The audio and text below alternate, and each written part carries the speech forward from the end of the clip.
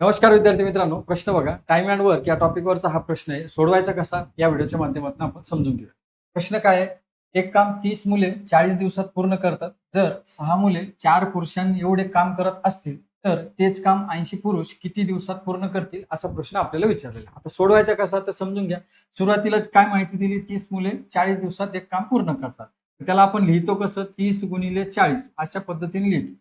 आता शेवटी काय सांगितलंय की तेच काम 80 पुरुष किती दिवसात पूर्ण करतील. आता इथं मुलांविषयी माहिती दिलेली आहे, इथं पुरुषांविषयी दिलेली आहे. तर असं घेऊन चालेल का? तर नाही. एकतर आपल्याला अशा प्रश्नामध्ये मुलांचं रूपांतर पुरुषांमध्ये किंवा पुरुषांचं रूपांतर मुलांमध्ये करावं लागतं.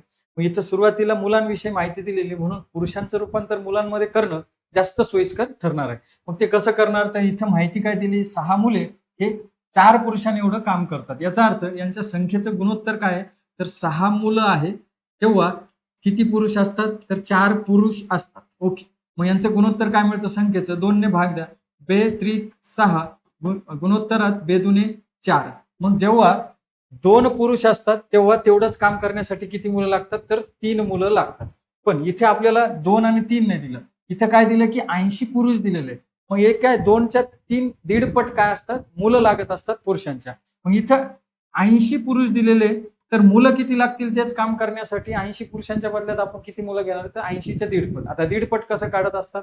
तर त्याच संख्येत त्याची अर्धी मिळवावी लागते. मग 80 मध्ये अर्धी 40 मिळवली तिची तर मुलांची संख्या किती होईल? तर 120 होईल. किंवा दुसरी पद्धत काय आहे? त्याला गुणोत्तर काय पुरुषांचं 2 आहे.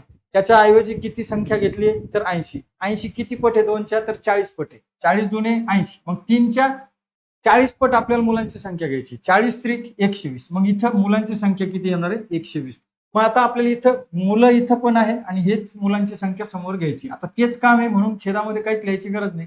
आता 30 मुलं 40 दिवसात एक काम करतात, तर 120 मुलं तेच काम किती दिवसात करतील अशा पद्धतीनं आपल्याला ती मांडणी करावी लागते. मग इथं आपण हे सोडवलं तर आपल्याला आपल्या प्रश्नाचं उत्तर मिळून जाईल. मग 0 इथं कट करा. 4ने 12ला भाग जाईल. 4 एके 4, 4 त्रिक 12. या 3ने 30ला भाग दिला तर 3 एक 3, 3 शून्य 0. म्हणजे याचाच अर्थ काय? तर जे काम 30 मुलं 40 दिवसात पूर्ण करतात, तेच काम पूर्ण करण्यासाठी 80 पुरुषांना किती दिवस लागतील? तर 10 दिवस एवढे दिवस लागणार आहे. म्हणजे पर्याय क्रमांक 4 हे या प्रश्नाचं राईट आन्सर आहे. या पद्धतीने तुम्हाला हा प्रश्न सोडवायचा आहे विद्यार्थी मित्रांनो. विद्यार्थी मित्रांनो, हे स्पष्टीकरण जर तुम्हाला समजलं असेल तर तुम्हाला सरावासाठी हा प्रश्न देतोय. या प्रश्नाचं उत्तर मला कमेंट करून सांगा. आणि हा व्हिडिओ आवडला असेल तर या व्हिडिओला लाईक करा, शेअर करा आणि SB अकॅडमी चॅनलला सबस्क्राईब करा. धन्यवाद विद्यार्थी.